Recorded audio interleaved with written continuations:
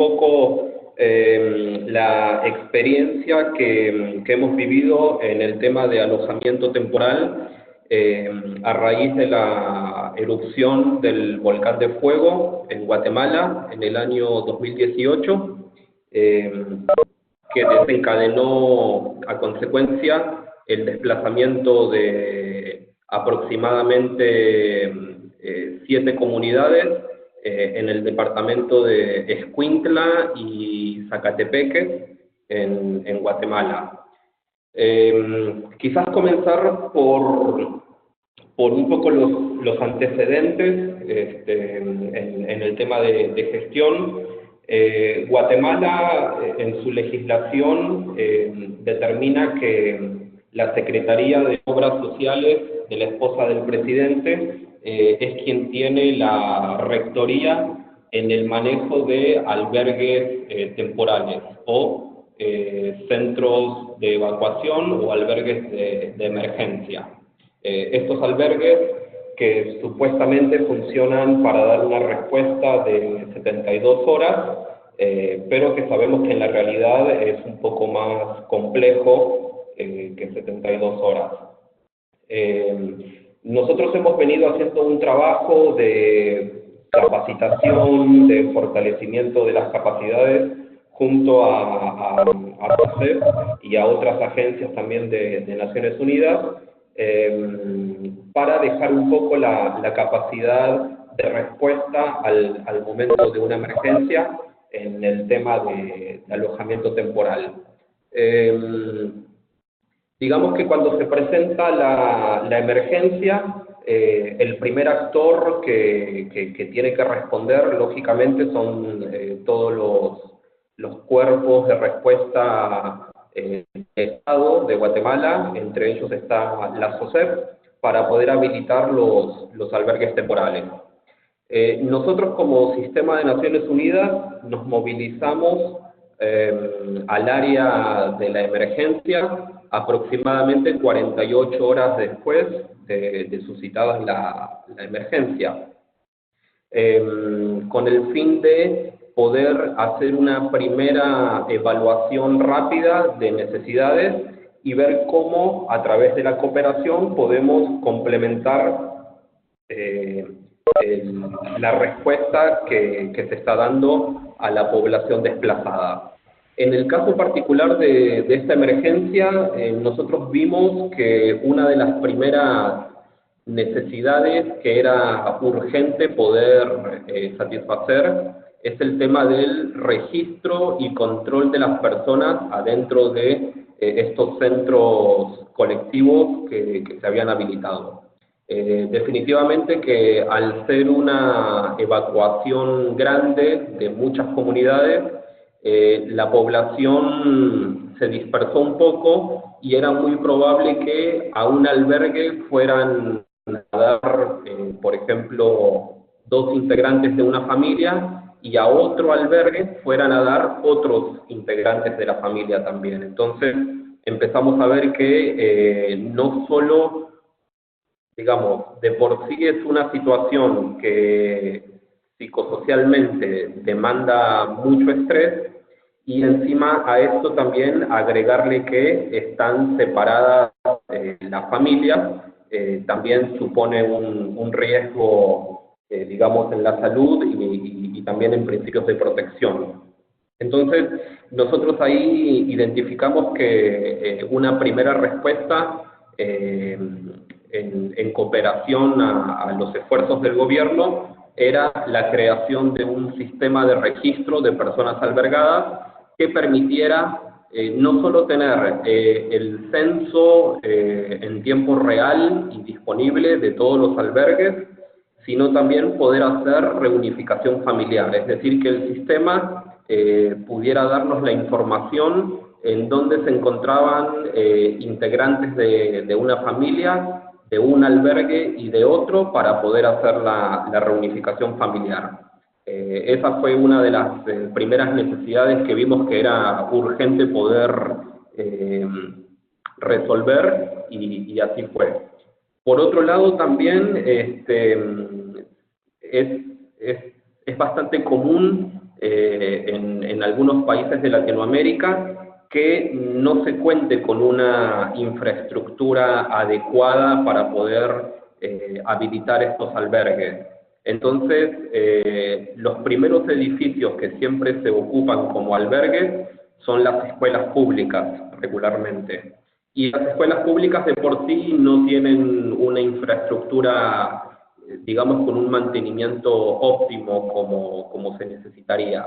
Entonces, ahí también vimos otra necesidad de poder hacer algunas mejoras a la infraestructura, y siempre también, y sin dejar de lado, es decir, paralelamente, haciendo siempre incidencia y abogacía por no ocupar espacios que son escuelas, ¿no? Porque quizás en el afán de poder dar una respuesta humanitaria a las personas desplazadas, no nos damos cuenta que a lo mejor colateralmente estamos afectando a otra parte de la población, que en este caso serían los estudiantes que ocupan esos edificios. Entonces, nuestra tarea no solamente es siempre en la parte técnica y de cooperación, sino también poder participar en las mesas en donde se plantean las situaciones de protección y en donde de alguna manera se abren los espacios para que podamos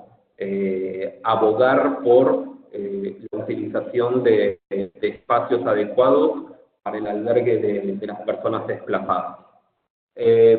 Por otro lado, también identificamos la necesidad de sistematizar toda la información que estaba fluyendo en ese momento, ¿no? Información que venía de distintas autoridades, información que salía de los medios de comunicación, información que salía de los propios albergues.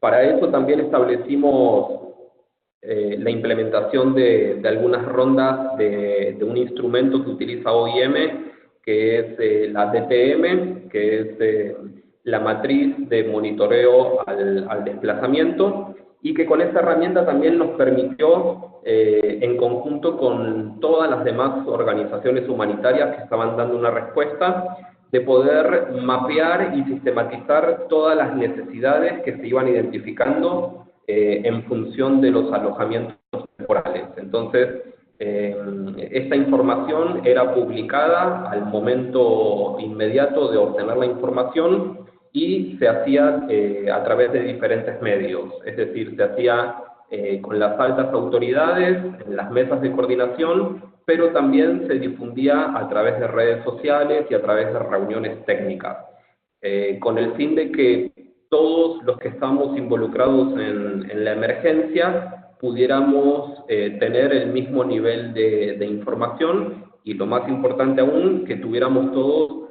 la misma información. Por otro lado, también acompañando siempre la decisión del gobierno, porque el respeto, digamos, hacia el gobierno local es algo que todos los actores debemos tener en todo momento, y acompañar esas decisiones que se van tomando en función de la respuesta humanitaria.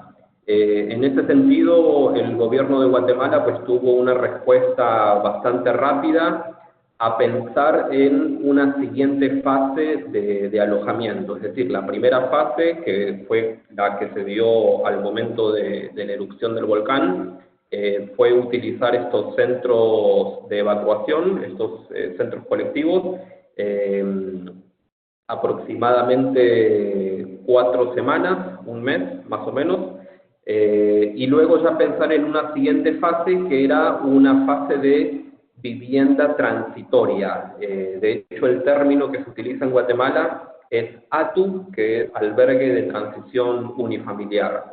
Entonces, esto consta de la construcción de unas pequeñas casas, podríamos decir, en donde cada módulo habitacional, que tiene espacio para 5 personas, iba a ser ocupado por familias, ¿no? Entonces, con esta medida de albergue de transición unifamiliar, la gente al menos empezaba a recuperar un poco también la privacidad familiar, ¿no? Si lo comparamos con el tipo de albergue en el que estaban antes, en donde por tratarse de escuelas y no ser una infraestructura pensada para eso, pues se compartían muchos espacios en común, incluso la gente dormía en los salones de clases, entonces ahí estaban prácticamente toda la familia junta. Entonces, esta segunda fase al menos ya proponía un poco más de privacidad a la familia. Estos atus se instalaron en dos ubicaciones, una fue en Escuintla, en donde predomina un clima muy caliente, estamos hablando que todos los días, cerca del mediodía, en promedio son 36, 37 grados de calor, y esto lo menciono también porque creo que es importante al momento de hacer planificación o al momento de estar diseñando los servicios y diseñando de alguna manera el campamento. Creo que es muy importante tener en consideración cuáles son los climas que afectan el lugar. Entonces, ya con la construcción por parte del gobierno de estos albergues de transición unifamiliar, lo que nos quedaba a nosotros como cooperación era darle un acompañamiento y también identificar cuáles eran las nuevas necesidades que se iban presentando en este tipo de vivienda transitoria.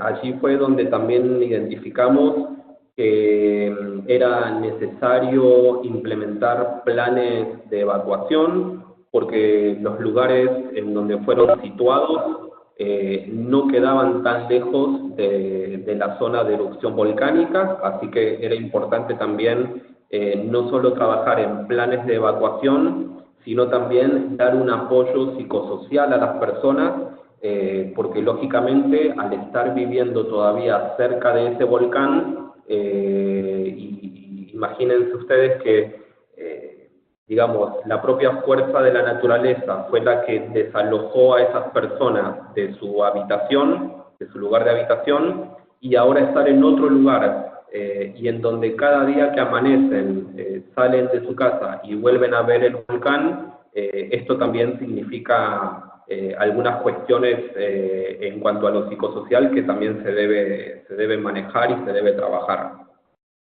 Identificamos que era necesario también equipar cada una de estos albergues de transición con equipo de seguridad industrial, es decir, con señalización para dejar marcada una ruta de evacuación, equiparlo con extintores, porque al ser casas de madera se establecieron ciertas normas, como por ejemplo que no se puede cocinar adentro de las casas, pero todos sabemos que a veces es un poco difícil también poder controlar que todas las normas sean aplicadas. Entonces era importante capacitar a toda la población albergada en el uso de extintores y también sensibilizar en el peligro que puede representar manipular algunos materiales en una vivienda de madera.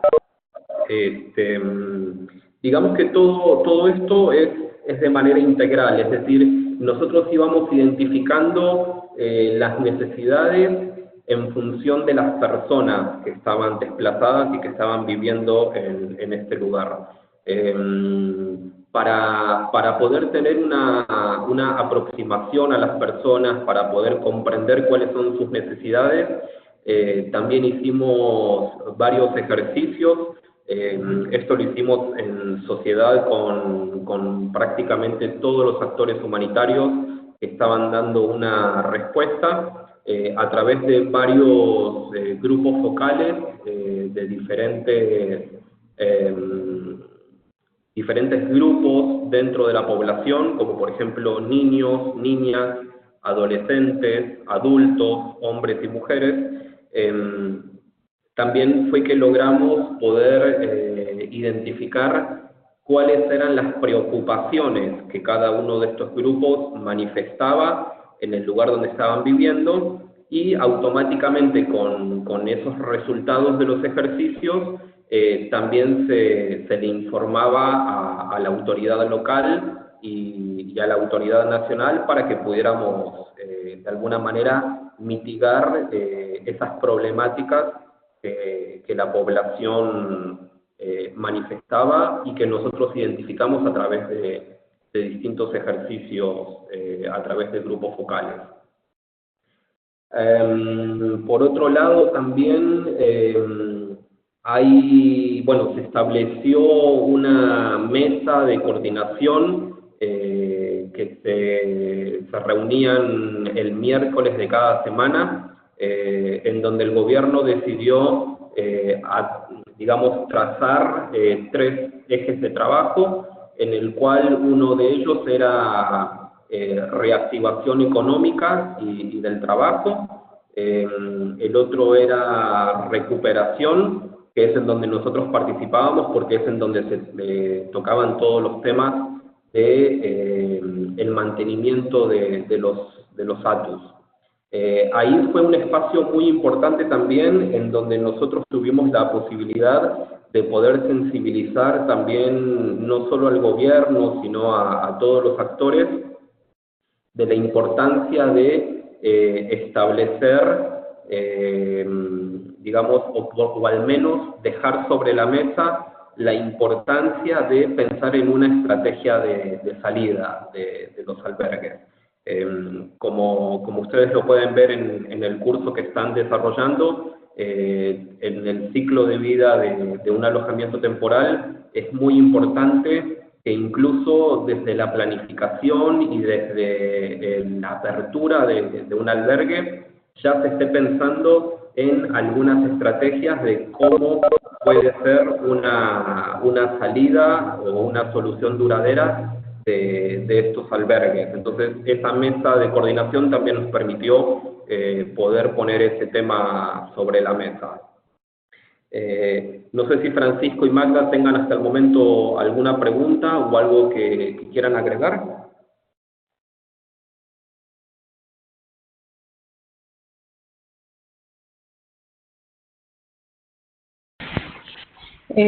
Hola Sebastián, definitivamente coincido con todo lo que has estado desarrollando hasta el momento.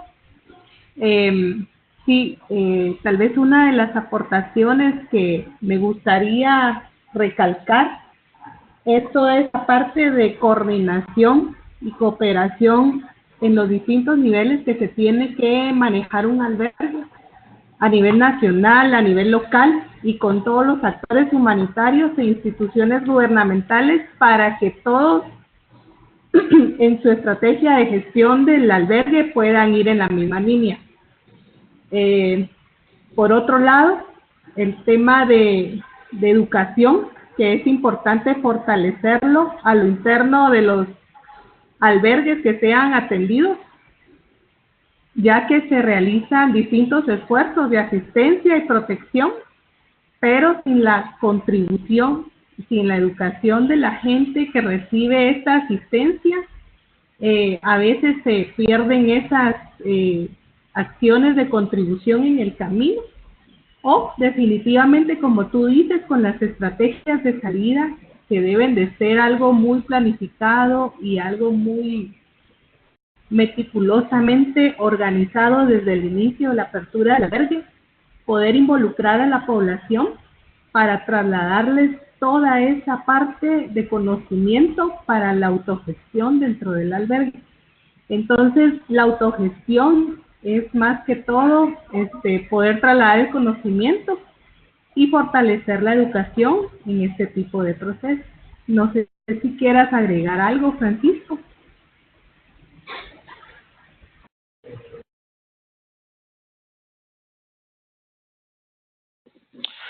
Sí, bueno, de hecho solamente quisiera agregar respecto a, tal vez al inicio si lo mencionaste, Sebas, no logré escucharlo, pero algo que fue muy productivo y muy provechoso en los primeros días posterior a la emergencia fueron las reuniones que se hicieron como clúster, y dentro de esas reuniones pues se promovió el llenado de de una matriz que era para la identificación de la red de gestores de albergues.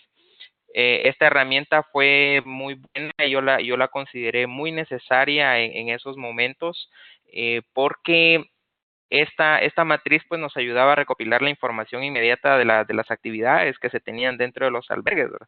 Y que en algún momento pues se compartió a SOCEP para que ellos conocieran cuáles eran las principales acciones que se estaban realizando dentro de los albergues temporales, y de igual manera cuáles eran esas acciones de atención y protección que se estaban desarrollando en ese momento. Y prácticamente pues esa matriz nos sirvió como para tener un mapeo general de todas esas acciones.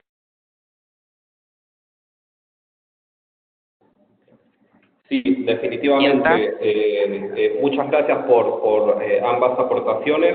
De hecho, se los agradezco porque también me dan el pie para continuar narrando un poco la experiencia en esta emergencia. Sin duda, abordando el primer punto que tocaba Magda, es sumamente importante y nosotros ahí pudimos comprobar también en la práctica cómo se cumple la teoría, ¿no? Porque ustedes habrán visto muy bien en todas las capacitaciones que tenemos el famoso círculo de la vulnerabilidad, que logramos romper esa vulnerabilidad a través de la participación comunitaria, y creo que hemos tenido una muy buena experiencia en ese sentido, capacitando no solo a las instituciones de gobierno que necesitaban mejorar de alguna manera la capacidad de respuesta en los albergues, sino también tuvimos la oportunidad de capacitar directamente a los comités, directamente a las personas dentro de los albergues de transición unifamiliar, y creo que ha sido una excelente experiencia. Fortalecer a los equipos, dotarlos de insumos también. En el caso de Alotenango, pudimos incluso hacer la compra de unos botiquines y de unos equipos de seguridad industrial para poder equipar y darle de herramientas a las distintas comisiones que se formaban dentro de los albergues. Y sin duda, seguramente Magda me darás la razón, tú que también has estado en ese proceso particularmente, creo que hemos visto muy bien cómo de la teoría pasamos a la práctica, y efectivamente pues hemos visto a través de la participación comunitaria cómo es que rompemos ese círculo de la vulnerabilidad. Por otro lado, también esto me hace pensar un poco en el enfoque holístico que tiene el CCCM a través de asistencia y protección como los dos pilares fundamentales, y como lo mencionaba al principio, a través de la legislación nacional y la participación como los cimientos fundamentales también para la gestión y coordinación de los alojamientos. Esto me trae a lo que mencionaba Francisco también, el tema de coordinación a niveles más altos, digamos, es decir, de tomadores de decisiones, pero también reuniones de coordinación a nivel de cada uno de los albergues. Las reuniones de clúster que se daban cada 15 días aproximadamente, eran reuniones de mucho beneficio, porque prácticamente los actores sabíamos que nos reuníamos prácticamente para decir quién estaba haciendo qué, en dónde faltaba poder cubrir con mayor recurso alguna necesidad. Entonces, realmente se veía como un trabajo en equipo, ¿no? Que en este caso eran las reuniones del sector de CCCM. Quizás también para agregar un poco en el tema de gestión como tal, el personal de SOSEP, que es el que estaba designado como gestores dentro de cada uno de los ATUS. También fue importante trabajar con ellos principios de autocuido, principios de motivación, es decir, un personal humanitario también tiene que estar de por sí muy bien, tiene que estar muy sereno y tiene que estar muy firme, porque realmente son las personas que le tocan prácticamente cargar con todos los problemas que la población manifiesta de una u otra manera, ¿no? Porque a pesar de que hemos visto un muy buen ejemplo de participación comunitaria, pues nunca dejan de existir casos aislados, ¿no? De personas que a lo mejor no están conformes en cómo se está gestionando el albergue, y que son personas que también tienen que ser escuchadas, y que principalmente quien carga con ese estrés adicional es el gestor del albergue, ¿no? Que en este caso particular pues era el personal de SOSEP, que dicho sea de paso también pues han hecho un excelente trabajo, porque quizás algo que no mencioné al principio es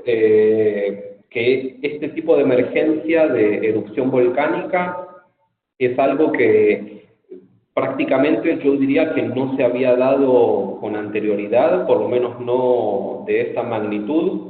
Si bien habíamos tenido el caso del volcán Pacaya en el 2010, ese también fue acompañado de una tormenta tropical. Entonces, el desplazamiento de personas, digamos, no fue por un periodo tan largo como lo fue esta emergencia, ¿no? Porque de por sí la erupción volcánica dejó inhabilitado al menos 3 comunidades, entonces eso también hizo reflexionar y hizo que empezáramos a pensar en distintas estrategias de reubicación de estas familias, a donde definitivamente no iban a poder volver bajo ningún punto de vista a su lugar de habitación. Entonces eso también nos hace pensar en conocer a la población desplazada. ¿Conocer en qué sentido? Conocer en cuáles eran o cuáles son sus medios de vida, cuáles son sus capacidades de resiliencia para quizás empezar a desarrollar otras actividades en otros lugares que le permitan volver a establecerse como personas independientes y como personas que pueden generar su propia fuente de trabajo y que se pueden volver a insertar de alguna manera a la sociedad. Nuevamente abro el micrófono para Magda y Francisco, que bueno, además de que han sido también personas que participaron en esta misma emergencia, también a raíz de las distintas posiciones que hemos tenido cada quien, son puntos de vista de otra óptica que también enriquecen mucho. Así que vuelvo a dejar el uso del micrófono, Magda y Francisco, si quieren agregar algo y que desarrollemos.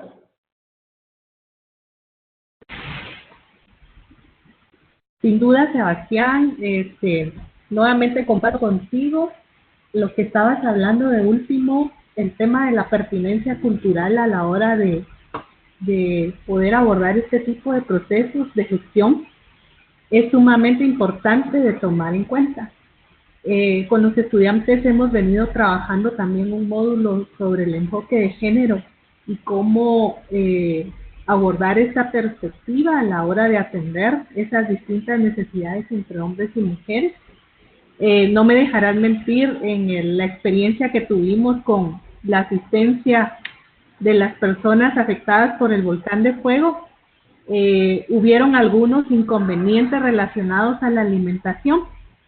Resulta que la institución encargada de dar este aporte dentro de los albergues, pues de alguna manera con el afán de ir contribuyendo, no se percataron del tipo de alimentación que la gente consume diariamente en sus comunidades locales. y pues cierto tiempo fue ocasionando un desperdicio de recursos porque ya la gente no consumía esos alimentos porque su dieta alimenticia comprendía de otros alimentos que no necesariamente eran los que estaban entregando. Por otro lado, el tema de la seguridad y protección para mujeres y hombres. En el caso de la protección a las mujeres, la iluminación es súper importante a la hora de definir en dónde van a estar temporalmente estas familias.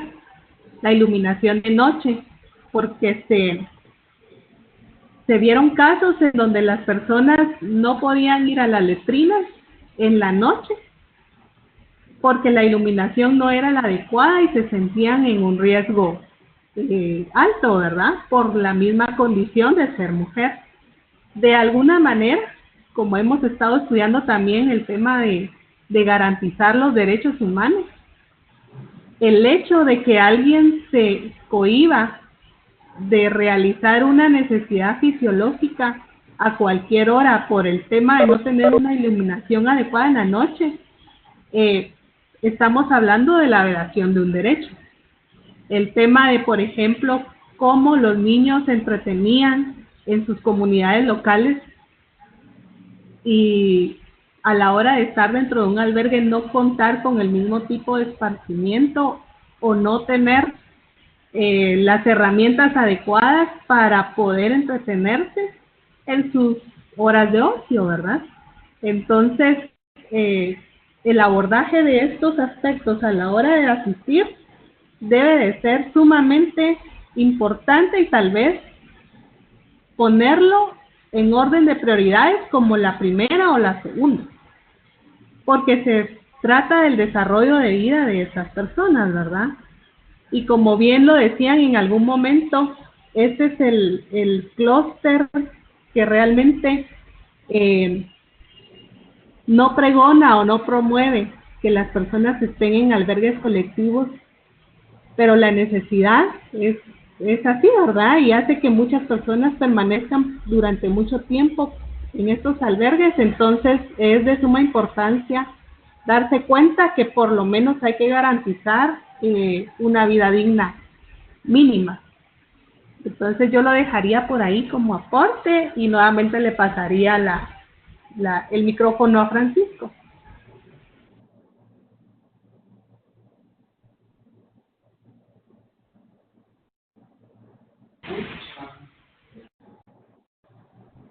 Está. No, yo pienso de que todo está bien. Gracias ahí también por los comentarios, Sebas, y también por esa retroalimentación de todas las actividades que se estuvieron realizando en esos meses. Quizás como un aporte, algo que yo he aprendido en este curso, al inicio lo mirábamos en el primer módulo, que si bien el tema del alojamiento temporal debe ser considerado como un último recurso como parte de la atención a las familias en situaciones de emergencia o desastres, considero de que esta emergencia en sí tuvo que tener esa flexibilidad, ¿verdad? De tener como primera opción el tema de alojamiento temporal, principalmente por salvaguardarles y garantizar la protección adecuada. Entonces, yo creo que en algún momento, pues, logramos ver que el tema de alojamiento temporal también es flexible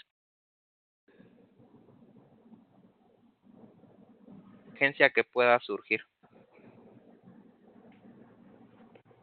Sí, sí, sin dudas muy, muy atinado.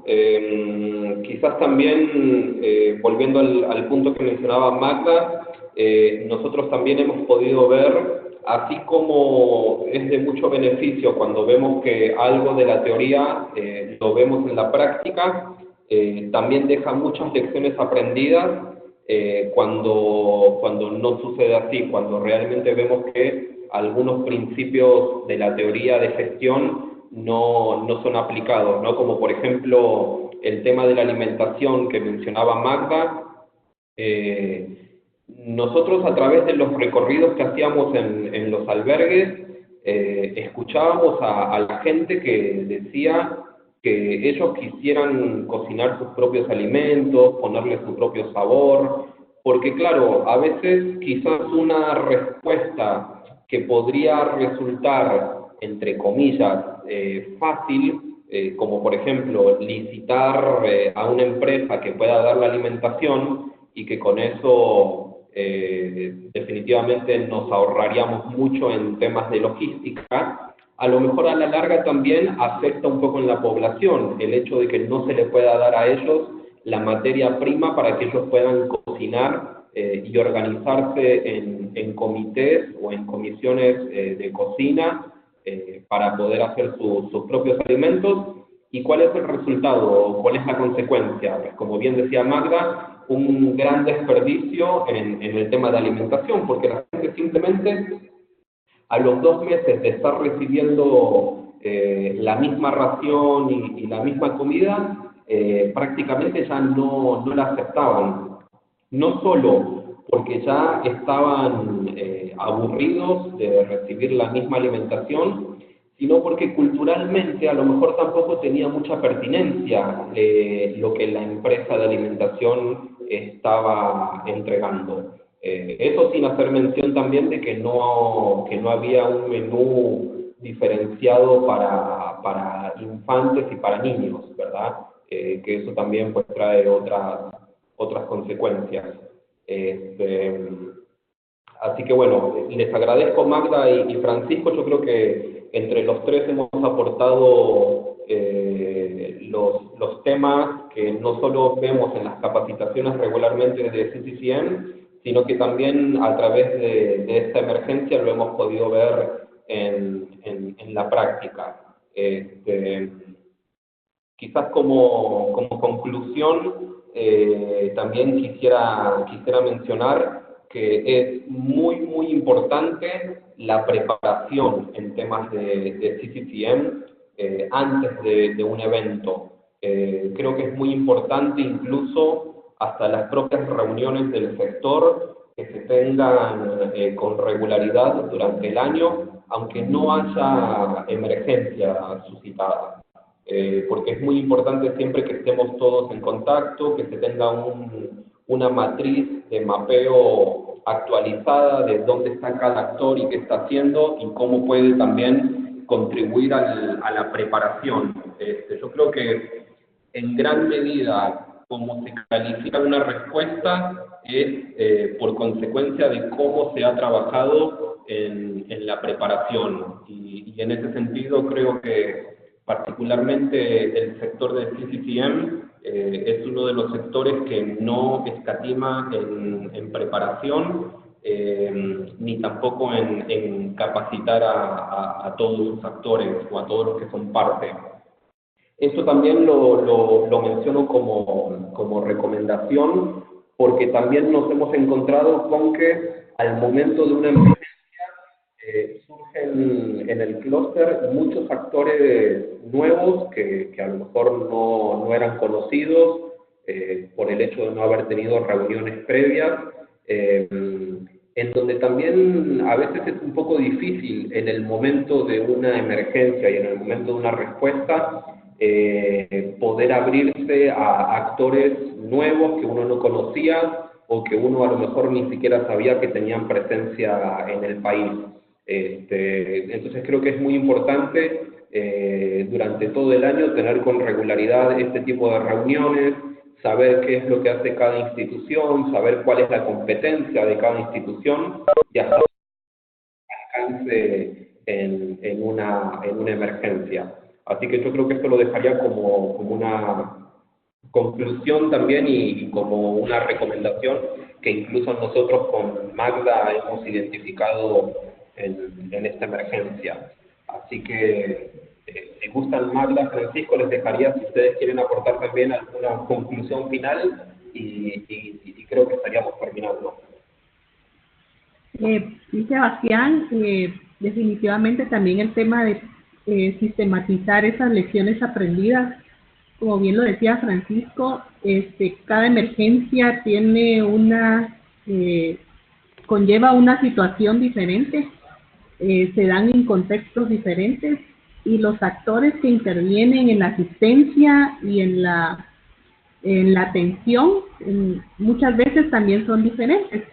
En nuestros países latinoamericanos, como sabemos, el fortalecimiento de las instituciones tiene mucho que ver, pues generalmente hay una alta rotación de personal y aquellos que estuvieron en una X emergencia en tal año, pues a la segunda ya no están. Entonces es importante recolectar toda esa información que sirvió y todo aquello que no sirvió para dejarlo en algún documento. En el caso de Guatemala, pues fortalecer la Guía Nacional de Albergues y recogerlo como una lección aprendida. La sistematización es sumamente importante. Tal vez solo recordar que en el caso de la emergencia del volcán, pues se hizo un intento y también reconociendo la colaboración de Natalia, que nos apoyó para hacer un mapeo de riesgo, para identificar aquellas cuestiones para proteger y dar seguridad a las poblaciones más vulnerables dentro de los albergues, que ha sido la base para poder darle seguimiento a estrategias de seguridad y protección de otras instituciones. Entonces, tener esto sistematizado y recogido podría ser también otra conclusión, no dejarlo ahí después de la emergencia, sino recobrarlo e integrarlo a algún plan estratégico para poderlo tomar en cuenta en una próxima emergencia. Por nuestra parte, como tutores, Sebastián, dándote las gracias. Gracias por la colaboración. Sabemos que estás muy ocupado, sin embargo, te has hecho el tiempo para poder apoyarnos en esta sesión. Por mi parte, muy agradecida. No sé si, Francisco, tengas algún comentario que agregar.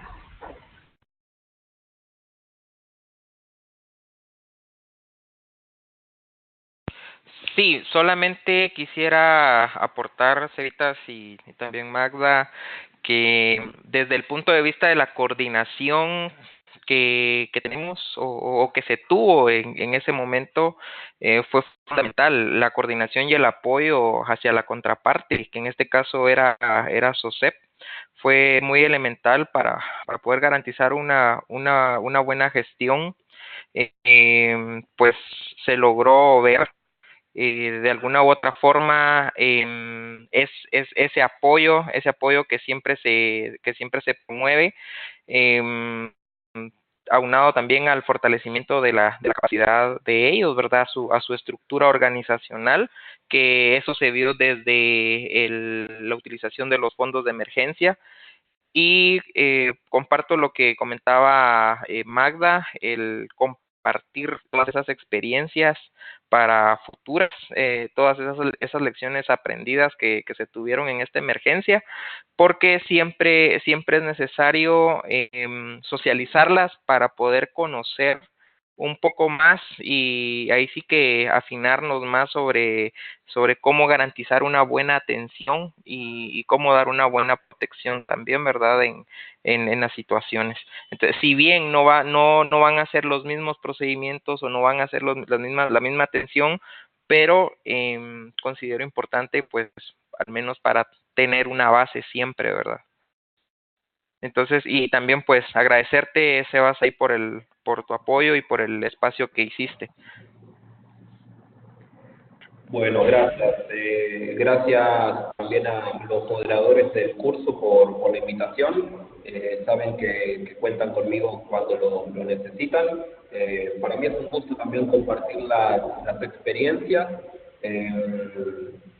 Y el hecho de que podamos compartir estos espacios no significa que nosotros seamos personas que tenemos toda la información o que conocemos todo. Al contrario, es un espacio para poder manifestar qué es lo que nos tocó vivir a cada uno desde su posición y definitivamente que esto deja lecciones aprendidas y deja también mucha satisfacción, ¿no? Porque también ver ver algunos rostros de los beneficiarios, cómo quizás se emocionan o se alegran por algo tan sencillo, ¿no? Como por ejemplo a veces uno hace una visita a un albergue y a lo mejor también los gestores son personas que se esfuerzan mucho en estar ahí en el día a día, y a lo mejor uno desde afuera hace una simple observación o una sugerencia,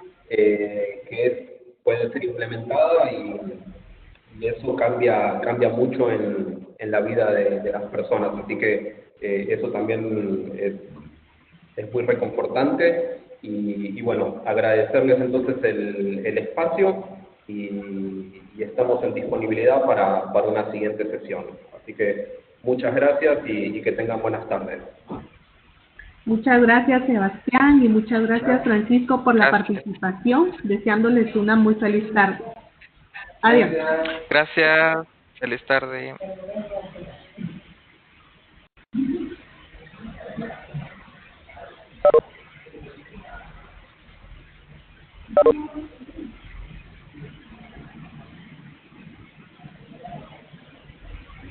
Sí.